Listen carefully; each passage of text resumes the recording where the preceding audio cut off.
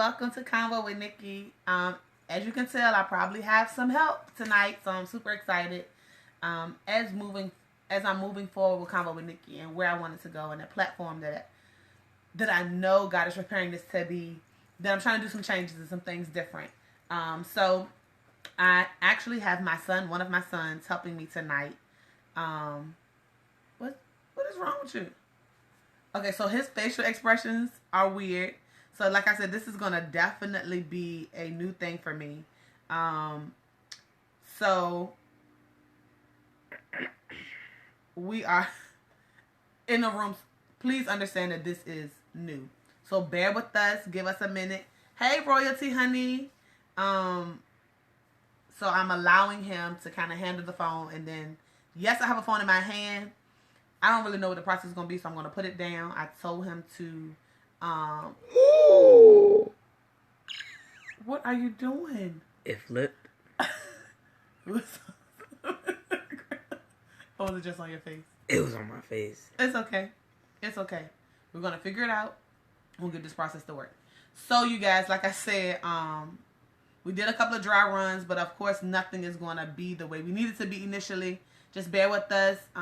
And so, Lonnie, you don't even speak Spanish. This is, okay, so, of course, I'm looking at it on my phone, and he already got nervous. I know, John, I ordered a phone tripod, so hopefully it'll be here this week. But you all, let's first, everybody shout out Malik. Y'all tell him thank you so much for supporting his mom. If you were on it at the beginning, then you probably saw his face earlier, and he was shocked because he has flipped the camera twice. It's okay. We're going to bear with him. I understand this is our moment to try to figure out how to be great in this process. So, again, welcome to Convo with Nikki. Convo with Nikki started about 2 years ago. The thought process behind it initially was just, get on and talk. And so we've been doing this for 2 years now. And the position is still that just we're talking with a purpose. So my conversations are usually titled now. They're on Monday nights live, and then on Thursday nights a pre-recorded video will be up. So, and this is a transition just to see how things work. So we're really in a revamping stage. So we're just trying to like filling out the places and filling out certain things. Hey, sister. We're filling out things and seeing how far we can go with this. So the new thing is that I'm supposed to only speak to people at the beginning of the video. I'm literally taking feedback from people to see what works. Not that what they say is gold, but ultimately at least hearing them in this process of me trying to do better with live videos. And doing better with the platform of Convo with Nikki. And sometimes we have to realize that in our process to be great, we may have to revamp some things that we thought were going to be the it for us. And so, of course, I've been doing the lives, turned to myself for 2 years. And to me, it works. But as I'm listening to people who are a little younger than me, a little older than me, some of the things that I've been doing need some revamping and some tweaking. Or at least that's what is said.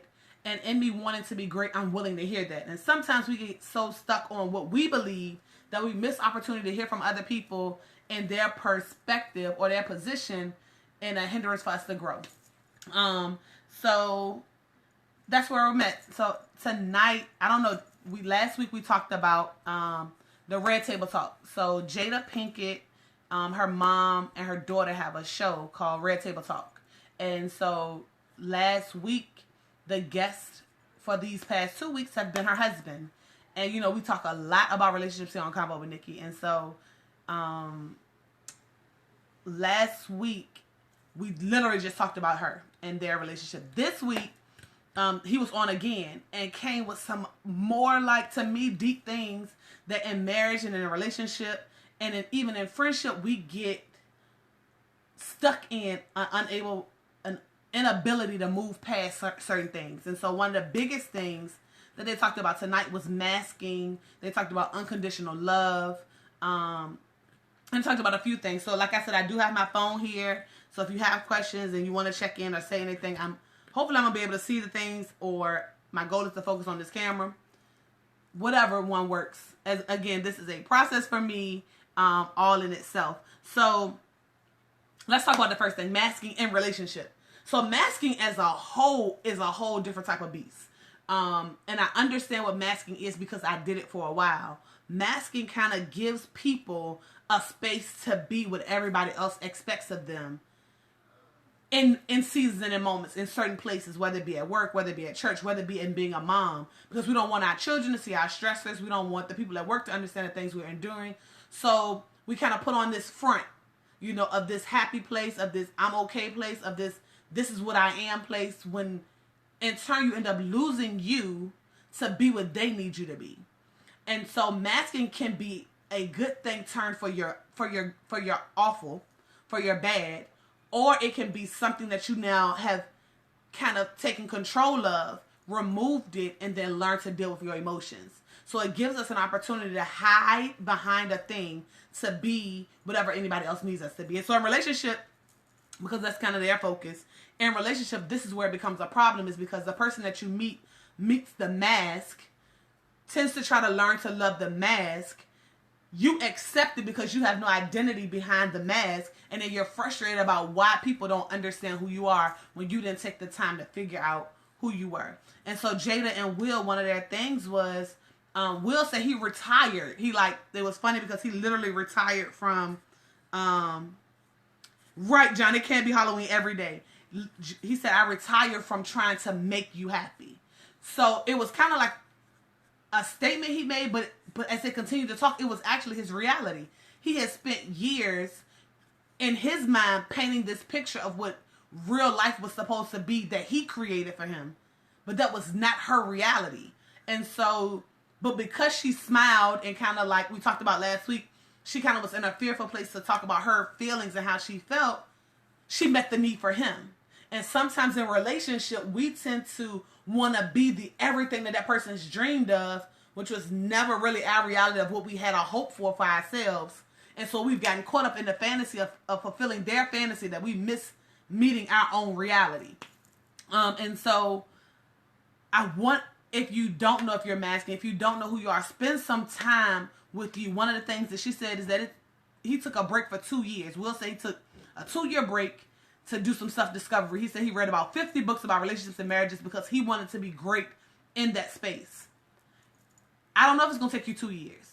I know that masking creates layers because one mask does not work at every place. So if you've really truly mastered masking, then I could probably bet money that your masks are greater than one. Because who I am, I'm not saying me, but I know a lot of people, who I am at church is not who I am at work. Who I'm at work is not who I am at home. Who I'm at home is not who I am for my parents if they need me. Like, I have to shift processes because people need and require different things of me, which means that I'm going to cover up who I truly am to meet the need and the demand of the person. And if this has been something you've been doing your whole life and never spent time with you, then you have now lost you. Because when you get back to understanding, one of the things she said, I had to spend some time with Jada Corinne. I think that's what her middle name is. And that's what she had to learn to love her. So like for me, I had to spend a moment in time and understand who Nicole LaFawn was, because the Nicole, the Nikki, the mom, the sister, all of those masks hindered me from growing. Hindered me from kind of like even understanding who I am, even in my flaws. But I needed to be those things for everybody else. And everybody missed opportunity to be what I needed from me. Or I missed opportunity to be what I needed from me because their needs became more important. I had to remember, even in today and talking, is that I've been a mom since I was 19. So I went from being a daughter, which also has a requirement of me and a requirement of who I am and what I do, to being immediately a mom and just transitioned over. So in that moment of growth at 19 that you should have had, that self-discovery, that, oh, I'm a party in the streets, or I'm going to be a house girl, or whatever it was that you were supposed to be, I missed it because I took the responsibility of mom. And so now, not doing self-discovery, I became teenager, mom. Mom, 4 years later, mom to 2. A year later, mom to 3. 4 years later, a mom to 4. Oh, wife, and then mom to 4. In the midst of that ministry, in the midst of that, I'm owning a business. In the midst of all of those things that all required a piece of me, I had to give of myself. I lost myself. all of their needs were being met. Everybody's needs were being met and being fed and nurtured and given. And then somewhere there was a diminishing of who I was. Yet I required people to love me at that place. And so that's how masking kind of tied in with the love situation. And so we tend to kind of miss opportunities for what love is supposed to look like, because we want people to love us more than we've loved us. We want people to spend time and take opportunity to get to know us in times and space where we didn't get to know us. Understand our flaws and respect the things and respect our processes when we don't know our own processes. You know, so we have to understand that the love requirement that we hold to somebody else, we should hold to us first. And if you haven't spent any time getting to love you, then you're missing opportunity to get to know you. So the person that you're with is probably loving a mask that you've been showing them for years. Because people can exist in a place masked up for years because there's a mastering to it. Because ultimately, this is the thing that keeps me safe and keeps me guarded from all other things that deal with me. And so he said something today, and I've heard my pastor also say it. And when we talk about love, it kind of, we don't want to say that that's what the position is, or that's what comes up, or that's what happens. But this is the reality, is that love tends to, love works like this. I love you as long as it's transactionable. So I love you as long as you're loving me. I love you as long as you're doing the things that are pleasing to me. I love you as long as there's a benefit for me. But once you hurt me, my love changes for you. Love was never intended to be transactional. Because I love you because that's genuinely who I am. I have a care for you. There are definitely levels to love. There's an agape love that's unconditional love. There is a philos love that which is brotherly, sisterly love. There is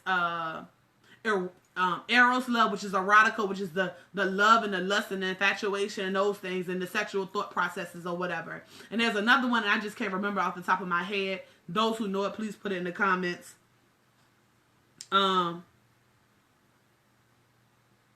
Lord, Malik, stop shaking. No, it's the thing. It's like going up. Now he's talking. And so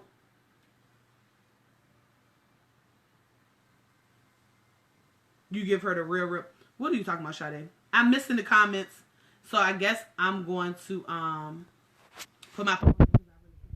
So again, y'all bear with us. This is a process for us. He is really trying. So if it's unsteady and it's shaky, he is really, really trying, and I'm super, super proud of him. So everybody say hey to Malik and tell him thank you so much for being my cameraman for tonight. Hopefully my tripod will be here by next Monday.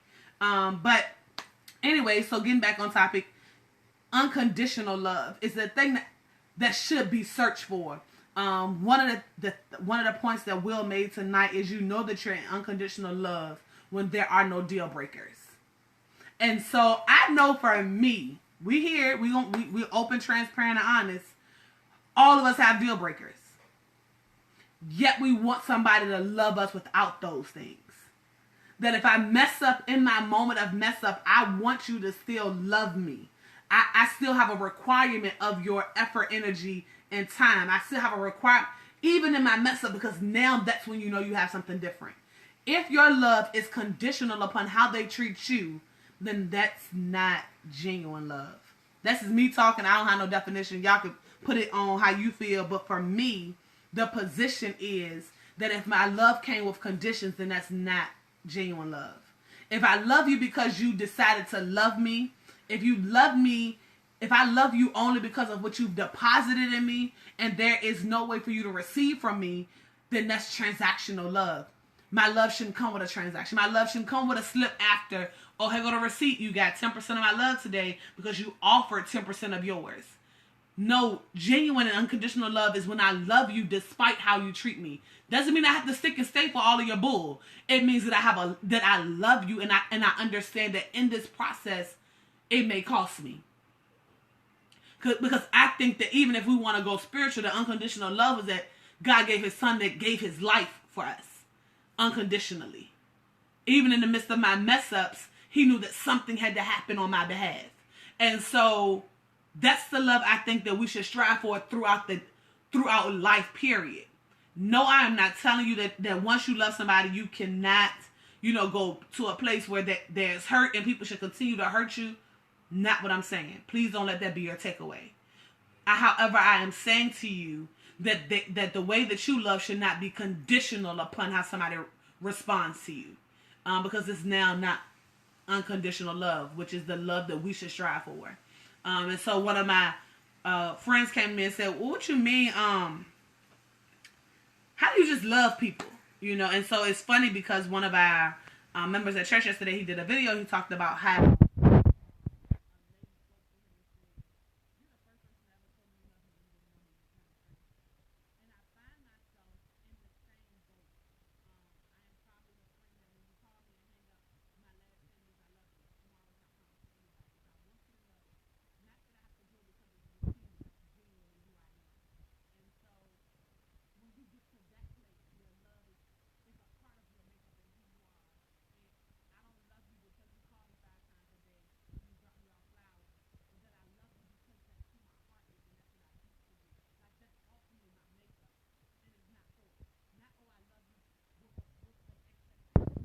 from you, but that I love you because that's what my heart is.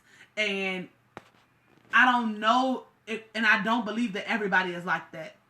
Yet there's a requirement in our minds that that's what we're deserving of. And so, are you able to give the thing that you hold so dearly or that you want somebody to do for you? Are you able to give of yourself even when you mess up? Are you able to own when you've hurt the person that you love? Are you able to accept the stuff that you've done and live and exist in that place when you've hurt somebody you love? Because it happens. Do you have are your deal breakers worth losing? Would you be willing to lose somebody in a process of finding or searching for unconditional love? Is that truly what we want in relationship? And I'm asking these questions not really rhetorically, somewhat rhetorically, but I would love for y'all to answer. Because I think that a lot of times we say out of our mouths what we want, which has become some fairy tale in our minds of something that we can't really exist in. And so, can you love me past the thing that you would make you leave me? A hard question. And I think that even one of the things that they said, and again, I'm going back to the Red Table Talk. So if y'all have a moment, y'all can go back and watch it. It's 2 videos. One was last week and one was this week, but it's on Facebook. And one of the things that they said is they created their own relationship. Like they kind of, when you say your vows, you get stuck in just those rules or those boundaries of what marriage is supposed to be for you all in your marriage. And I think I like the fact that people write their own vows and their own expectations. One of the things that they said is they don't live in expectations because expectations leave room for failure, wherein you could just be. I don't know. I think for me, I would prefer some rules. Not like, ground rule 1, 2, 3, and 4, but some respect. And they felt like, and this is them, and I'm sharing because I'm open to other people's opinions. It doesn't mean it has to be my reality, but ultimately willing to hear. And so one of the things that they talked about is when they learned to create what their marriage was going to look like, not what the rules of the world said that their marriage should look like, they became happier. Are you willing to do your own vows? Have you decided what you're going to do in your marriage? Have you re-looked at your relationship and you've been in a relationship for 2 or 3 years? Have you looked back and said, this worked for us then, this don't really work for us now? And so one of the things that they realized is one of them actually, so they take 10 day, they're mandatory have 10-day vacations of what the other one likes to do. They decided they will only do together what they like to do together. Versus everywhere I go, you gotta go. Every place I'm going, you gotta be there. And a lot of times in a relationship, we kind of like dragging somebody to the opera. I'm a theater girl. I like theater. I like musicals. A lot of men don't. Do that mean that now I'm not enough or he doesn't love me because he doesn't want to go to where I want to go to every time? I get compromised. But I shouldn't have to drag anybody to a place where I want to be when I know their heart. So if I know that's not his thing and that's not what he likes to do, then it's up to me to decide, oh, Nicole, you want to go, then you should go enjoy. Right? Or get one of your sisters or one of your girlfriends. Get somebody to go and help entertain if that's what you need.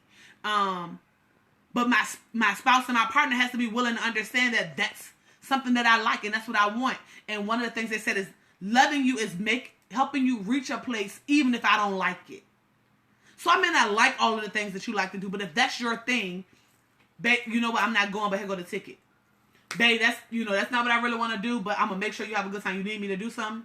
Or, babe, I know I don't really like this, but I'm going to go with you this time. And so they have a 10-day vacation. So Will is the more, he want to, if y'all saw, he jumped out a whole plane in the middle of, I think, the Grand Canyon or something. And then, he's an adventurous person. That's not Jada's thing. However, she's committed to doing that with him for 10 days. They do it in the summer. And then during Christmas, she's a woman of tradition. She loves to do a potluck dinner with an ugly sweater thing or whatever, open up gifts. And he does that for her.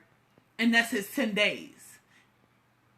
Even though he does not enjoy it, he enjoys loving her. So the compromise is, hey, these are the things that I really, really like and I want you to be a part. So this is my commitment, or this is my compromise to meet you where you are so that you can have the things that make you happy and I can be a part.